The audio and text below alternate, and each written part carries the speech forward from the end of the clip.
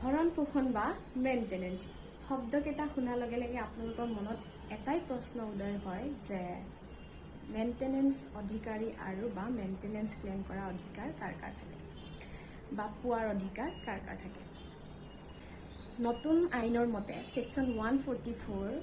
ভাৰতীয় নাগৰিক সুৰক্ষা সংহিতা 2023 মেনশন আছে যে তেওঁৰ পত্নী, তেওঁৰ মাক দেউতাক আৰু ল'ৰা ছোৱালী যদিহে পত্নীয়ে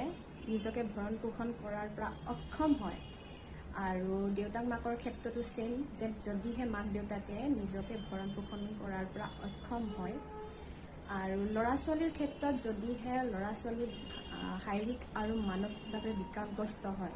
ধৰি লওক এজনী ছোৱালী তাই শাৰীৰিক আৰু মানসিকভাৱে বিকাৰগ্ৰস্ত, ছোৱালীজনী যেতিয়ালৈকে বিয়া নিদিয়ে বা তেতিয়ালৈকে বাপেকৰ বা দেউতাকৰ অধিকাৰ মানে ভৰণ পোষণ দিয়াৰ দায়িত্ব থাকে আৰু যেতিয়া ছোৱালীজনী বিয়া হৈ যায় তেতিয়া সেই ভৰণ পোষণৰ দায়িত্বটো সলনি হৈ যায়, তেওঁ হাজবেণ্ডৰ দায়িত্ব হৈ যায়, তেওঁ হাজবেণ্ডে ভৰণ পোষণ দিব লাগিব। আৰু এনেকুৱা ধৰণৰ ইনফৰ্মেটিভ ভিডিঅ' পাবৰ বাবে মোৰ পেজটো লাইক আৰু ফ'ল' কৰি দিব আৰু আপোনালোকৰ ফ্ৰেণ্ডসকলৰ মাজতো শ্বেয়াৰ কৰি দিব। ধন্যবাদ।